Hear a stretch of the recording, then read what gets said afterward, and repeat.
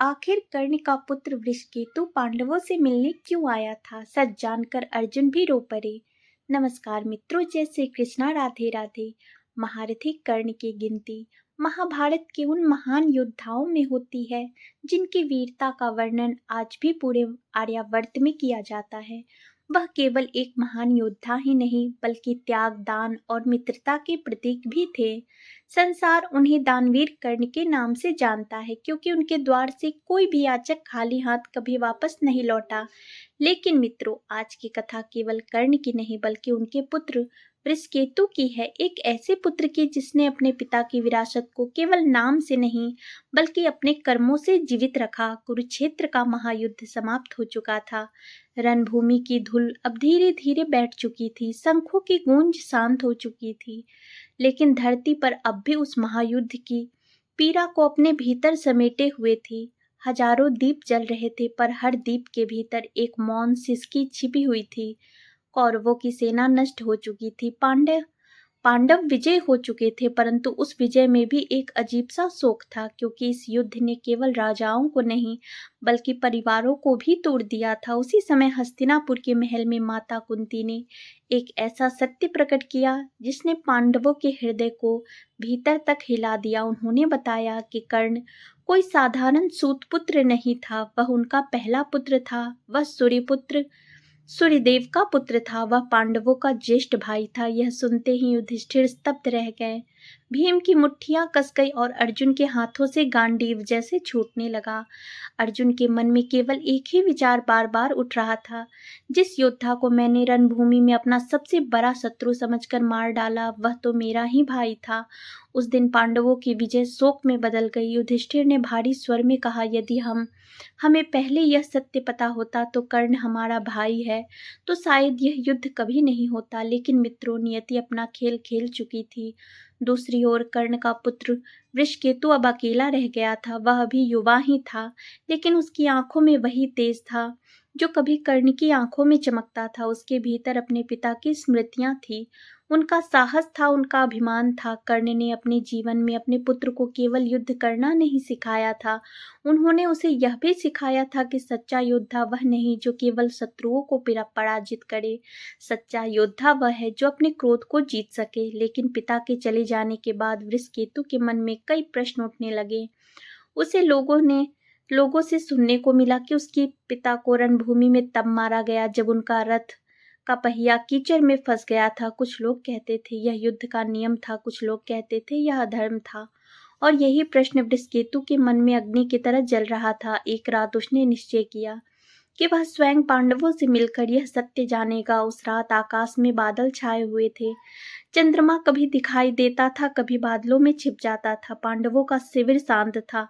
युधिष्ठिर और अर्जुन एक दीपक के सामने बैठे थे। विजय उनके पास थी लेकिन मन भारी था। तभी शिविर के बाहर कदमों की आहट सुनाई दी। द्वारपाल भीतर आया और बोला, महाराज, इस गहरी रात में एक युवक आपसे मिलने की अनुमति चाहता है। उसकी आंखों में अद्भुत तेज है और वह कहता है कि उसे अभी इसी क्षण आपसे मिलना है। युधिष्ठिर ने शांत स्वर में कहा, उसे भीतर आने दो। यदि कोई पीड़ा लेकर आया है तो हम उससे मुंह नहीं मोड़ सकते। कुछ ही क्षण बाद वह युवक शिविर में प्रवेश करता है। उसके वस्त्र साधारण थे लेकिन उसकी चाल में एक अजीब आत्मविश्वास था। अर्जुन ने उसे ध्यान से देखा। उन्हें लगा जैसे उस युवक की आंखों में किसी पुराने योद्धा की झलक है। अर्जुन बोले, बालक, तुम कौन हो और इतनी रात यहाँ क्यों आए हो? युवक ने शांत स्वर में उत्तर दिया, महारथी अर्जुन, मैं यहाँ भय लेकर नहीं आया हूँ, मैं यहाँ प्रश्न लेकर आया हूँ। युधिष्ठिर बोले, प्रश्न मनुष्य को सत्य के निकट ले जाते हैं। कहो, तुम्हारे मन में कौन सा संशय है? युवक की दृष्टि अचानक अर्जुन पर टिक गई। उसने धीरे से कहा, महारथी अर्जुन, क्या आपको वह दिन याद है जब सूर्य अस्त हो चला था, जब रणभूमि में रक्त और धूल एक हो चुके थे और जब एक रथ का पहिया कीचड़ में फंस गया था? अर्जुन का चेहरा कठोर हो गया। उन्हें समझ आ गया कि वह युवक किस घटना की बात कर रहा है। अर्जुन बोले, तुम कर्ण की बात कर रहे हो? युवक ने सिर हिलाया और कहा, हाँ, उसी महान योद्धा की जिसे संसार ने सूतपुत्र कहकर अपमानित किया लेकिन जिसने कभी अपना स्वाभिमान नहीं छोड़ा। अर्जुन की आंखों में उस दिन की स्मृतियां चमक उठी। उन्होंने कहा, कर्ण महान था, वह मेरा सबसे बड़ा प्रतिद्वंदी था। युवक की आवाज भारी हो गई। उसने कहा, वह केवल आपका प्रतिद्वंदी नहीं था, वह मेरा पिता था। यह सुनते ही शिविर में गहरा सन्नाटा छा गया। अर्जुन और युधिष्ठिर दोनों स्तब्ध रह गए। युवक ने कहा, मैं वृषकेतु हूँ, दानवीर कर्ण का पुत्र। मैं प्रतिशोध लेने नहीं आया। यदि चाहता तो छिपकर वार कर सकता था, लेकिन मैं अपने पिता की संतान हूँ, मैं युद्ध नहीं चाहता हूँ। युधिष्ठिर आगे बढ़े। उन्होंने वृषकेतु के कंधे पर हाथ रखा और कहा, वृषकेतु, तुम्हारे पिता हमारे शत्रु नहीं थे, वे हमारे ज्येष्ठ भ्राता थे। यह सुनकर वृषकेतु कुछ क्षण के लिए मौन रह गया। फिर उसने पूछा, यदि यह सत्य था तो यह युद्ध क्यों हुआ? इस प्रश्न का उत्तर किसी के पास नहीं था। तभी सहदेव आगे आए और बोले, क्योंकि कुछ सत्य ऐसे होते हैं जिनका समय से पहले प्रकट होना विनाश बन जाता है। वृषकेतु ने सहदेव की ओर देखा और कहा, यदि आप त्रिकालदर्शी थे तो आपने यह सत्य अपने भाइयों को क्यों नहीं बताया?